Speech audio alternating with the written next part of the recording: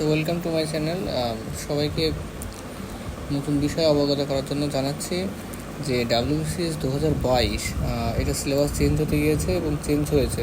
আমরা যেটা ভয় করছিলাম যে সিলেবাসটা ঠিক কীভাবে আসবে সেটা আমাদের কাছে কোনো পরিষ্কার ছিল না। তো আজ PSC নোটিশ দিয়েছে এবং সেই অনুযায়ী আমরা দেখতে পাচ্ছি যে এখানে প্রথমেই যে চেঞ্জটা এসছে যে প্রিলিমসের ক্ষেত্রে দুটো পেপার হয়েছে। একটা হলো যে GS1, GS2। GS1-এর ভিতরে যে সিলেবাসটা দেখতে পাচ্ছ এখানে, আর GS2 এর ভিতরে যে সিলেবাসটা দেখতে পাচ্ছ সেটা হলো এই।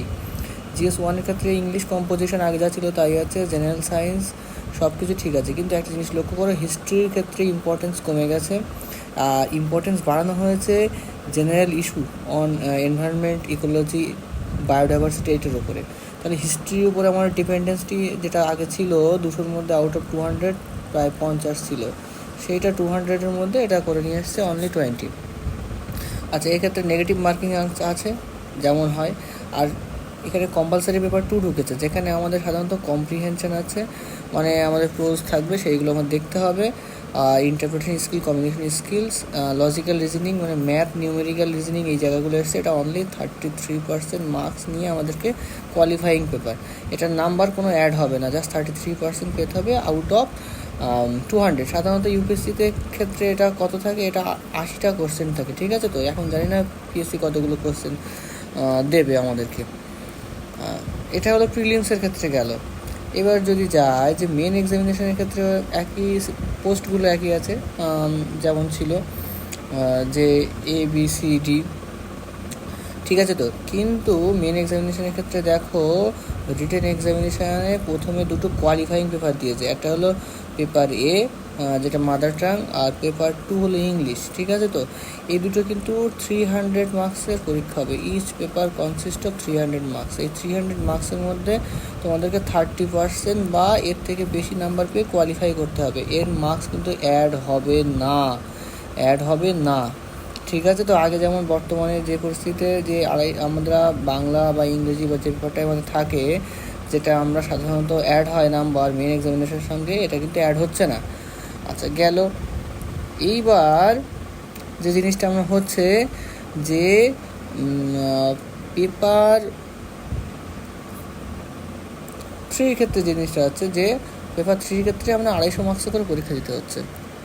এবার দেখো, পেপার 3, পেপার 4, পেপার 5, পেপার 6, এই যে পেপারগুলো হচ্ছে না, এই যে 6 অবধি যে পেপারটা থাকছে, এটা জেনারেলি আমাদের আগে যেটা MCQ পেপার বলতাম, এখন সেটা সম্পূর্ণ ডেসক্রিপটিভ হয়ে গেছে এবং এখানে সিলেবাসে প্রচুর পরিবর্তন আছে, সেগুলো পরবর্তীতে দেখাচ্ছি। আচ্ছা, পেপার 7 আর পেপার 8 এটা হলো আমাদের অপশনাল সাবজেক্টস। আগে 200 ছিল, মানে বর্তমানে আছে, এবং এখন এটা বেড়ে গিয়ে 250 প্লাস 250, ঠিক আছে। তো স্ট্রেন্থ চলে আসলো 500। আচ্ছা, এখানে লিস্টগুলো দেওয়া আছে যে কনভেনশনালি অপশনাল সাবজেক্ট কী কী নেওয়া যেতে পারে, এগুলো নিয়ে সময় নষ্ট করছি না। আচ্ছা, অপশনাল সাবজেক্ট গেল। এরপর এখান থেকে আমাদের যে পার্সোনালিটি টেস্টে কী হতে পারে, পার্সোনালিটি টেস্টে মার্কস সেম রাখাই হয়েছে। দেখো, পার্সোনালিটি গ্রুপ AB-র ক্ষেত্রে 200 মার্কস, সির ক্ষেত্রে 150, ডির ক্ষেত্রে 100 মার্কস রাখা হয়েছে, ঠিক আছে। এইবার আসল যে জায়গাটা আমাদের চেঞ্জের জায়গা চলে এসছে, সেটা হলো যে কোন পেপারে কী কী জিনিস আছে। দেখো, ফার্স্ট দেখো যে কম্পালসারি পেপার যেটা আমাদের মেন এক্সামিনেশনের পেপার 1 ইংলিশে এসে, paper 2 traditional culture of Bengal, এখানে দেখো সম্পূর্ণ নতুন syllabus, Bengal school of art, painting, sculpture, যাত্রা, এরপরে আরও অনেক কিছু আছে। ফোক কালচার ঢুকে গেছে এখানে, বেঙ্গলের যতগুলো ফোক কালচার আছে সবটা চলে গেছে। থিয়েটার আছে, সিনেমা আছে, তারপর তোমাদের এক্ষেত্রে গঙ্গাসাগর মেলা, মানে ফোক কালচার যতগুলো জিনিস আছে এখানে 60 মার্কস আছে শুধুমাত্র art and including music and folk culture. Literature of Bengal 70 marks.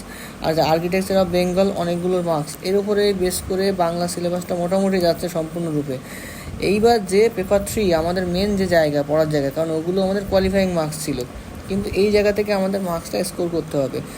History R geography, এখানে একটা হিউজ পরিবর্তন আমি লক্ষ্য করছি যে হিস্ট্রির ক্ষেত্রে কিন্তু অ্যানসিয়েন্ট হিস্ট্রি পার্টটা কিন্তু আউট করে দিয়েছে। মিডিল হিস্ট্রিতে শুরু করেছে 1857 বা 1755, এইখান থেকে হিস্ট্রি হয়েছে। তারপরে দেখো হিস্ট্রি অফ ওয়ার্ল্ড, এটা ইম্পর্টেন্ট জিনিস, এটা যোগ হয়েছে, যা বর্তমান WBCS সিলেবাসে ছিল না। এবার দেখো গ্রুপ বির ক্ষেত্রে যখন গিয়েছে সেটা জিওগ্রাফি মোটামুটি মোরাললেস সেমই আছে, অসুবিধা নেই, কিন্তু এই জায়গাটায় দুটো জায়গা চেঞ্জ দেখতে পাচ্ছি। এবার 4-এর ক্ষেত্রে যে জিনিসটা হয়েছে যে পলিটির ক্ষেত্রে একটা জিনিস চেঞ্জ হয়েছে। দেখো শুধুমাত্র লক্ষ্মীকান্ত পড়লে আর এখন আর চলবে না। কেন বলছি যে পরবর্তী পেজেই লক্ষ্য করতে পারবে যে কী ঘটনাটা ঘটেছে এই জায়গাটায়। লক্ষ্মীকান্ত আমাদের পড়লে আর চলছে না। দেখো এই যে security and challenge of border area, তারপর role of external state non state actors and creating in challenge internal security, এর যে এফেক্ট অফ পলিটিক্স ডেভেলপমেন্ট, এই যে 11, 12, 13, 14 এই 4টে পয়েন্ট সম্পূর্ণ নতুনভাবে ঢুকে গেছে, ঠিক আছে? তো এই 10 নম্বর পয়েন্টটা নতুন ঢুকেছে, ঠিক আছে? এই পয়েন্টগুলো নতুন সম্পূর্ণ ঢুকে গেছে এবং এগুলো প্রচুর বড় সিলেবাস। এবং গ্রুপ বির ক্ষেত্রে যেটা ইন্ডিয়ান ইকোনমির ক্ষেত্রে ঢুকেছে, সেখানেও দেখো কিছু পয়েন্ট ঢুকেছে যে এই গভর্নমেন্ট পলিসির যে পয়েন্টগুলো ঢুকেছে, এবং এই যে তোমার 11 নম্বর যে পয়েন্টটা আছে, এই পয়েন্টটা কিন্তু নতুনভাবে আমাদেরকে ভালো করে দেখতে হবে, কারণ এখানে কিন্তু ডেসক্রিপটিভ সিলেবাস, নট এমসিকিউ। আচ্ছা, এরপরে যে আমরা সিলেবাসটার ক্ষেত্রে লক্ষ্য করেছি যে জেনারেল স্টাডিজ পেপার 3-র ক্ষেত্রে যে জিনিসটা ঘটছে, যে আর্টস ব্যাকগ্রাউন্ড থেকে যারা আসছে বা সায়েন্স, এক্ষেত্রে কিন্তু সবাই সমান হয়ে যাচ্ছে। কেন দেখো এই যে সোসাইটির ডাইভার্সিটি, এটা সোশ্যাল সায়েন্সের অংশ, উমেন এম্পাওয়ারমেন্ট এটা নতুন অংশ, social empowerment, effect globalization in India, role NGO, সম্পূর্ণ ব্যাপারটা সোশ্যাল থেকে চলে এসছে। সায়েন্স টেকনোলজি, সায়েন্সের ছেলেরা অ্যাডভান্টেজ হবে, কিন্তু এই জায়গাটায় আর্টসের ছেলেরা অ্যাডভান্টেজ হবে, যেটা আমাদের আগে খুব আর্টসের ছেলেটা কম্পিটিশান ছিল বা ওদের কম্পোজিশনের ক্ষেত্রে সমস্যা হতো, যে এই যে সিলেবাসটা ছিল বর্তমান ডাব্লিউবিসিএসে, সেক্ষেত্রে সায়েন্সের ছেলেরা অ্যাডভান্টেজ পায় এই পেপারটায়, কিন্তু এক্ষেত্রে দুটো ক্ষেত্রে সমান করে দেওয়া হয়েছে। আচ্ছা, পেপার 4-এর ক্ষেত্রে যা এথিক্স ইন্টিগ্রিটি, এই পেপারটা সবথেকে ক্রুশিয়াল এবং ভাইটাল পয়েন্ট। এই পেপারটার ক্ষেত্রে যে যত বেশি মার্কস স্কোর করতে পারবে সে র্যাঙ্ক করতে পারবে, যে র্যাঙ্ক করার দরকার, আর না হলে এই পেপারেই তোমাদের ডোবাবে।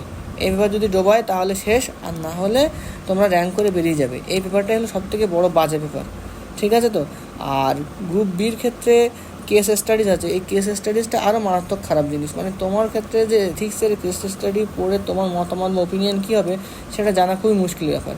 পেপার 7, পেপার 8 যে জিনিসটা আছে সেটা হলো অপশনাল সাবজেক্ট, ঠিক আছে? তো আচ্ছা, এবার দেখা যাচ্ছে যে আমাদের টোটাল একটা সাম আপ দেওয়া হয়ে গেছে যে কিভাবে কোন পেপারে কি নাম্বার আছে এবং টোটাল সিলেবাসটা কি, সেটা জিস্ট এখানে থাকলো।